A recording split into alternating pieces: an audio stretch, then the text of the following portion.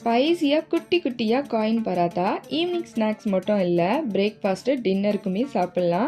உங்கள் வீட்டு குட்டி பசங்களுக்கு லஞ்ச் பாக்ஸில் கூட வச்சு கொடுக்கலாம். செம்ம ஹாப்பி ஆகிடுவாங்க. ஸ்டஃபிங்கு பார்த்தீங்கன்னா உருளைக்கிழங்கு, பீட்ரூட், கேரட் இதெல்லாம் எடுத்திருக்கேன். உங்களுக்கு எந்த வெஜிடபிள்ஸ் வேணும்னாலும் நீங்கள் எடுத்துக்கோங்க.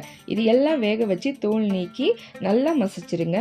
இது கூட பொடியாக நறுக்கிய வெங்காயம், புதினா, மல்லி, அதுக்கப்புறம் இஞ்சி பூண்டு விழுது, கூட ஸ்பைசிக்கு பார்த்தீங்கன்னா மிளகாய் தூள், கரம் மசாலா, உப்பு தேவையான அளவு போட்டுட்டு பெப்பரும் கொஞ்சம் யூஸ் பண்ணிக்கோங்க. வேணும்னா ஓகே, இல்லைனா ஸ்கிப் பண்ணிடுங்க. நல்லா மிக்ஸ் பண்ணிவிட்டு நார்மலாக நம்ம சப்பாத்தி மாவு பிசையும்ல அதே மாதிரி பிசைஞ்சிக்கோங்க.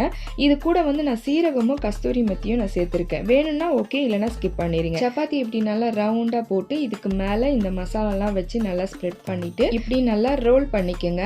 இதை குட்டி குட்டியாக கத்தியில் பீஸ் போட்டுக்கோங்க. இப்படி சின்னதாக க்யூட்டாக இருக்குது பார்த்தீங்களா? இதை அப்படியே எண்ணெயில் போட்டு பொரிச்சு எடுக்க வேண்டியதான். நான் கொஞ்சம் ஆயில் எக்ஸ்ட்ராவாக யூஸ் பண்ணியிருக்கேன். உங்களுக்கு அவ்வளோ ஆயில் வேணான்னா நீங்கள் கம்மியாக கூட நீங்கள் ஊற்றி இதை ஃப்ரை பண்ணி எடுக்கலாம். மெயின் இந்த குட்டியான பராத்தாக்கு பார்த்தீங்கன்னா நல்லா ஆயில் இருந்தால் மட்டும்தான் நல்லா ஃப்ரை ஆகி சூப்பராக வரும். ஸோ உங்களுக்கு ஓகேனா நீங்கள் இந்த மாதிரி ட்ரை பண்ணி பாருங்கள். ரொம்ப ஈஸியான ரெசிபி தான். அது கூட உள்ளக்க வச்சுருக்க அந்த வெஜிடபிள்ஸ்லாம் நல்லா ஹெல்த்தியும் கூட.